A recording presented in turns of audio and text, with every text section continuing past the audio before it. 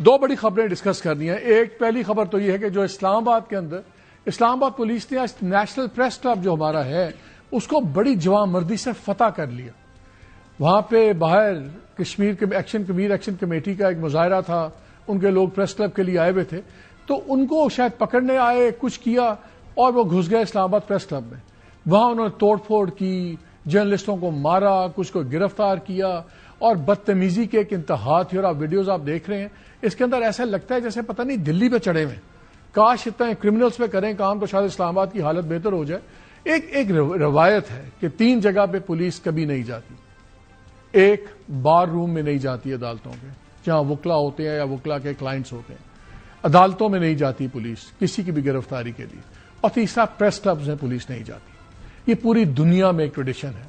یہ میں آپ کو شیئر کر دوں کہ مجھے یاد ہے جب ایم کیو ایم کا بڑے خلاف ایکشن ہوتا تھا اور کراچی کے اندر بھرپور وہ کرمنل لسٹ پہ تھے, وانٹڈ پہ تھے, ملٹری حکام بھی ہوتے تھے, دوسرے بھی, ان کے بھی لوگ اگر کوئی بھاگ کے پہنچ جاتے تھے پریس کلب میں تو پولیس باہر رک کے کہتی تھی اس بندے کو باہر بھیج دیں. لیکن اسلام آباد پولیس آج ایسے دندناتی گزری ہے.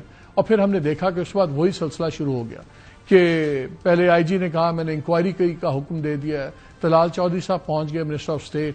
خیر ان سے پریس والوں نے بات نہیں کی, انہوں نے کہا کہ جی ابھی ہم بات نہیں کریں گے, ٹیمپرز بہت ہائی ہیں, ہم آپ کل لاہے عمل کا کریں گے. کل ایک یوم سیاہ بھی ہم منا رہے ہیں میڈیا کی طرف سے. یہ بات ہماری کوئی ذاتی انا یا رنجش نہیں ہے, یہ میٹر آف پرنسپل کی بحث کہ کچھ ریڈ لائنز ہوتی ہیں, لیکن لگتا ہے کہ یہاں پہ ہر قسم کی ریڈ لائن ختم ہوتی جا رہی ہے. اس پر بھی ہم تفصیل میں بات کریں گے کہ سارا ڈرامہ ہوا کیا. لیکن ایک مشورہ میں پہلے مفت میسج دینا چاہتا ہوں کہ شاید جس طرح یہ ستارہ امتیاز ابھی بانٹے گئے تھے تھوڑے دن پہلے درجنوں کے حساب سے, میرا خیال ہے ابھی بھی الماری میں 3-4 پڑے ہوں گے, تو وہ فوراً نکالیں.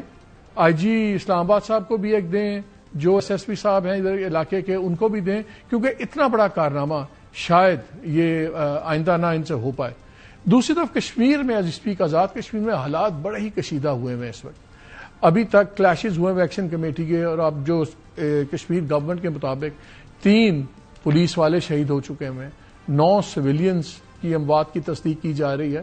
اینڈ ایز وی اسپیک ابھی وہاں پہ ایک نیگوسیشن کا پروسیس چل رہا ہے. وہاں پہ بڑا ہائی پاور ڈیلیگیشن گیا ہوا ہے. سینیٹر انس ثناء اللہ ہیں اس میں, فیڈرل منسٹر سردار یوسف ہیں, طارق فضل چودھری صاحب ہیں, ایس این اقبال ہیں, فارمر پریزیڈنٹ اے جے کے مسعود خان صاحب ہیں, اور پی پی کے قمر زمان قاہرہ صاحب ہیں.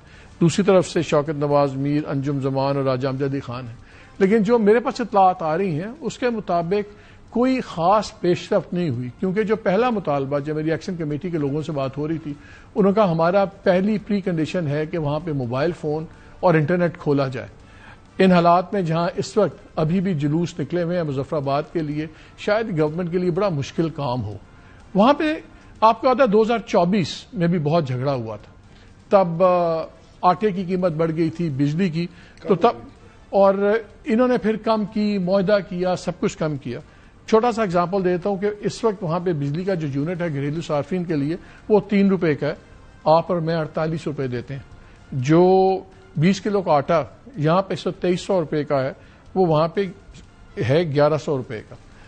تقریباً 23-24 بلین کی سبسڈی لاسٹ ایئر بھی دی گئی تھی. اس بار کچھ مطالبات ایڈ ہو گئے, کافی مطالبات ہیں, 38 پوائنٹ کا فارمولا ہے, لیکن اس میں 2 مطالبات بڑے مین ہیں. ایک تو یہ ہے کہ جو اسمبلی کی 12 سیٹس ہیں جو مائیگرنٹس کے لیے ہیں, جو انڈیا سے مائیگریٹ کر کے یا مقبوضہ کشمیر سے مائیگریٹ کر کے کشمیری آئے پاکستان میں, ان کے لیے 53 سیٹیں ٹوٹل ہیں وہاں پہ.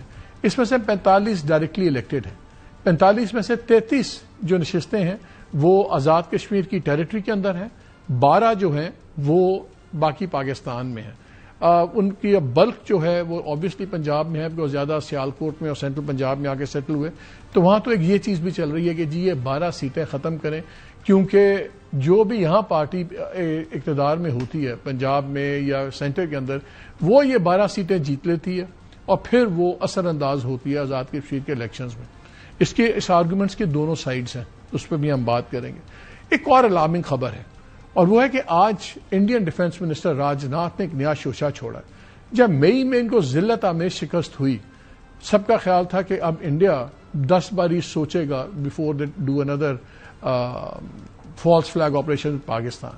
اور خاص طور پہ جب پاکستان سعودی عربیہ کا ایک جوائنٹ ایگریمنٹ بھی ہوا, اور جتنے انڈین سٹیکس ہیں سعودی عربیہ میں ان کا 26 لاکھ آدمی وہاں ملازمت کرتا ہے، وہاں کی انویسٹمنٹس ادھر ہیں، ٹریڈ ہے تقریباً کوئی $50 بلین کی، تو یہ چیزیں اور ہوں گی۔ لیکن ایکسپرٹس کا یہ بھی خیال تھا کہ انڈیا کی مجبوری ہے نریندر مودی کی کہ اس نے بہار کے الیکشنز ہو رہے ہیں نومبر کے اندر، اور اس کے لیے وہ الیکشن جیتنا ہر قیمت پہ ضروری ہے، اسٹیٹ الیکشنز، اگر اس نے اپنے اقتدار کو اور طوالت دینی ہے، اس لیے جنگ یہ کریں گے۔